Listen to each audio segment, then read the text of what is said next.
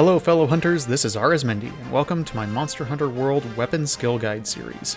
In this series I will go over skills that are particularly useful to each weapon. I won't be covering general purpose skills, such as attack up, since those are self-explanatory.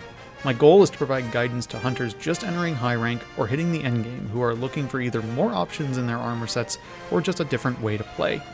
In this video I'm going to cover bow and the skills that help you hit the mark. Normal shots, power shots, piercing shots, special ammo boost, focus, evade extender, and the Legiana set bonus. Let's get started.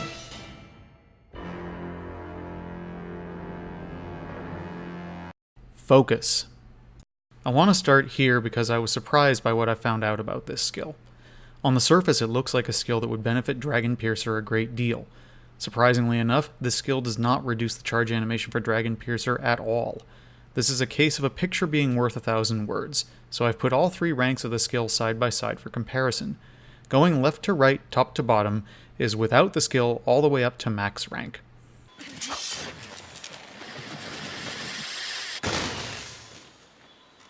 And now the normal R2 charge.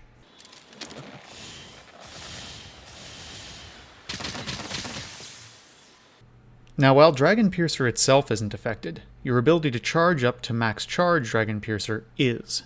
So if you are playing entirely Dragon Piercer, this skill will help you so long as you are charging without using the R2 combo to reach max power Dragon Piercer. This skill is of questionable value. Now that bow has the ability to rapidly charge levels through R2 attacks, and given that Dragon Piercer itself takes no stamina, it's hard to see why you would hold R2 to charge. However, if that is your preferred way to play, then this skill will help you out. It's available on a lot of armors, primarily legs, so hit up Kiriniko to see the full list. It is also on charms and decorations. Normal shots. The bread and butter damage boosting skill for bow. Increases the damage dealt by your basic R2 attacks, and only your R2 attacks. Stronger than attack up, landing somewhere between attack up 3 and 4, but only has a single skill level, so there's no going up from here. On the left you can see the basic 3-shot R2 combo without normal shots, and on the right with normal shots.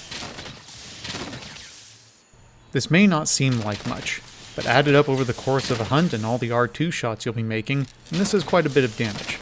Some of you might notice that I'm using an elemental bow, and ask if normal shots affects the element of each shot. While my testing didn't produce conclusive results, I would hazard a guess it does not, especially since there are separate skills already to enhance each elemental damage type. This skill is well suited to a highly mobile R2 combo-based approach. It's available on the Black Diablos leg armor, both variants, as well as in charm and decoration form. As I mentioned before, it does not improve your power, spread, or arc shot. However, it pairs perfectly with the next skill I'll be talking about, which does. Power shots. This skill boosts the damage of your circle button shots. It's the counterpart to normal shots, so if you have both, then all your basic bow shots will have increased damage with the exception of arc shot. Note that if you start your sequence with circle, the first shot is not a power shot, it's a quick shot, and it is not improved by this skill. As with normal shots, this isn't a lot per shot, but it adds up over the power shots you'll do during a hunt. Since power shot is primarily useful for applying coatings, this is an excellent choice for a status-heavy bow. However, you can do at most 2 power shots during a full attack sequence, so this skill gives you less for a skill slot than normal shots. Power shots also don't cluster, so this skill won't scale well with standard damage boosting skills like Weakness Exploit. This skill is suited to support bow, where you'll be cycling through lots of various status coatings. It's available on the Lavasiath legs, both variants, and via charm or decoration. Piercing shots. A requisite skill for any Dragon Piercer hunter. Like the previous skills I've covered, this one increases damage, but this time for the Dragon Piercer shot. On the left you can see the shot without piercing shots. On the right with piercing shots. Like with normal shots, this may not seem like much, but remember that Dragon Piercer will travel the entire length of a monster. As a result, this skill will increase damage on all hits done by the shot as it travels through the monster, so it's a huge damage increase against any larger sized monster. Equip it against Diablos, or the final boss, to see what I mean. This skill is well suited to any bow style, as you'll likely have opportunities for Dragon Piercer, but is necessary if you're focusing on that as your main skill. It's available on the Azure Rathalos Waste Alpha variant, as well as in charm and decoration form. Special ammo boost. the companion skill to piercing shots, and another requisite for any user of Dragon Piercer. This skill boosts the damage of your Dragon Piercer even further, by up to 20%. Unlike the previous damage skills I've covered, this one goes up to level 2, so you can get a significant boost to your damage from it. I'll give you an example of what 10% rank 1 and 20% rank 2 look like in real numbers. Going left to right, top to bottom, you can see Dragon Piercer with just piercing shots, with special ammo boost rank 1, and with special ammo boost rank 2. The base shot with rank 2 is the same damage as level 3 charge without the skill, which is quite an increase. Tack on some core damage boosting skills such as Weakness Exploit, and your Dragon Piercer can be hitting 90 plus damage per hit on weak points. This skill is a must if you want to focus on using Dragon Piercer.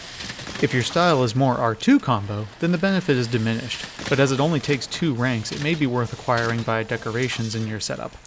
It is available on the Anjanath bracers, both variants, the Teostra mail, both variants, and on the final boss helm and body armor, alpha variant. The Teostra armor is worth calling out as it gives 2 ranks of this skill, so it's the only armor you need to max it out. You can also acquire it from charms and decorations. Evade Extender. I know I said no general purpose skills, but this one is worth singling out because of the impact it has on the bow's charge dodge skill. If you like to play a mobile bow game, or if you're like me and have a hard time dodging the more dangerous attacks in the game, then this skill is worth looking into.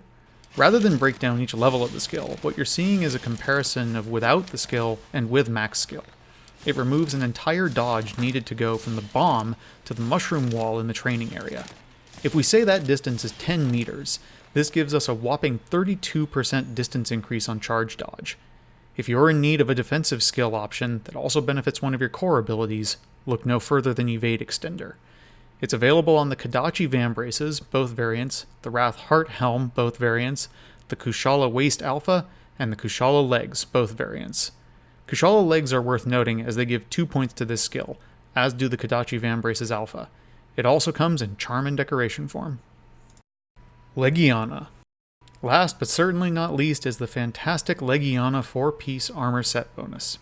Simple and straightforward, this bonus gives you an extra charge level for all your shots.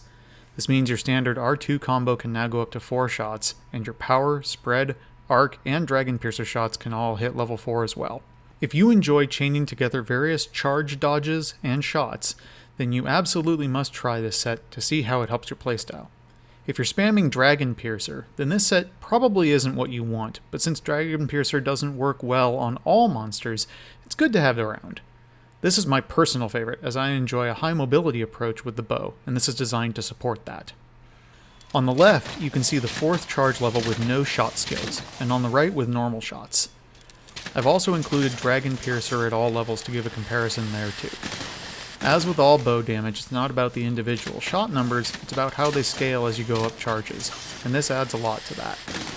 This is a 4-piece set bonus, so it's obvious what armor you need.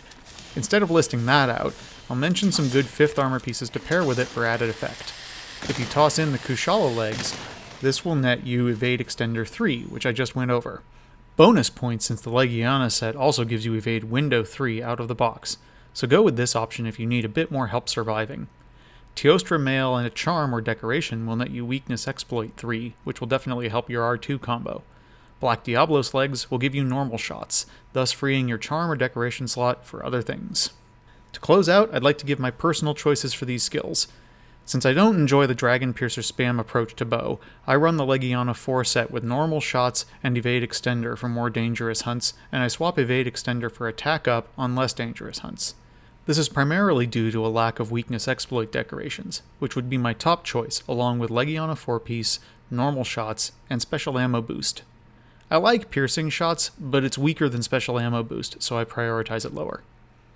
There you have it, fellow hunters, a guide to some of the more useful skills for the bow.